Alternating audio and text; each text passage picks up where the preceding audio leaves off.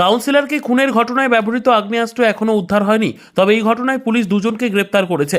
ধৃতরা হলো মালদার ইংরেজ বাজারে যদুপুর গাবগাছির বাসিন্দা টিঙ্কু ঘোষ এবং বিহারের কাটিহারের আজমনগর থানার কানহারিয়া এলাকার বাসিন্দা সামি আক্তার।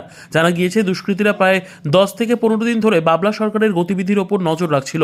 তারপরেও পুলিশের কাছে কোনো খবর ছিল না। আজ মৃত কাউন্সিলরের দেহ শেষকৃত্য করা হবে। ইতিমধ্যে মৃত কাউন্সিলরের দেহ মালদা মেডিকেল কলেজ ও হাসপাতাল থেকে মহানন্দা পল্লী এলাকায় নিয়ে আসা হয়েছে। এমনি সব উঠাচ্ছিল যে সব ওগুলো ভিজুয়াল হয়ে গেছে।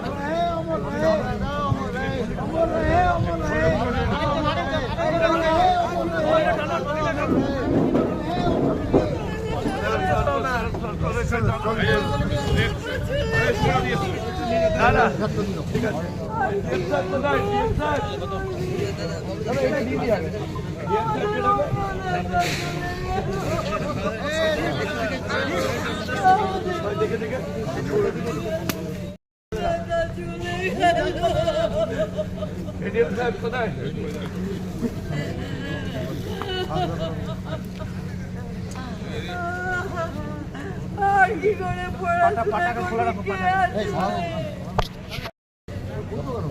এটা করতে হবে না। আরে জানো না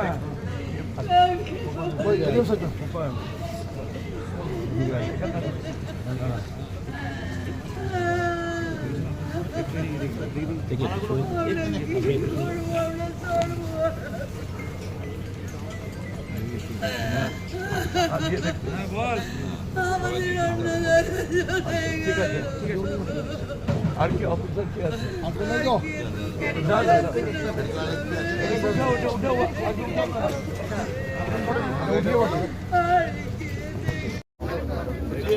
বডি কিন্তু এখান থেকে সুকান্ত যাও তো, তুমি কথা বলিনি যেভাবে বলবো গিয়ে তারপরে আসবো। ক্লাবে না, ওখান থেকে এসে ক্লাবে রাখবে। আমাদের ওখানে আগে যাবে।